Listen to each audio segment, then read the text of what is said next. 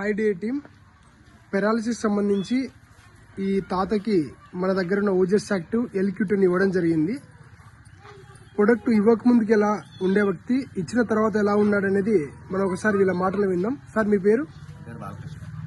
ఈయనకి ప్రాబ్లం ఏమైంది, ఇప్పుడు ఎలా ఉంది? మైల్డ్ స్ట్రోక్, మైల్డ్ స్ట్రోక్ ఉంది. డాక్టర్ చూసి ఎంఆర్ఐ స్కానింగ్ చెప్పేశారు.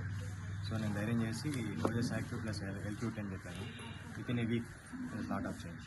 ఓకే, ఇది వాడక ముందుకు ఎలా ఉండే వ్యక్తేనా?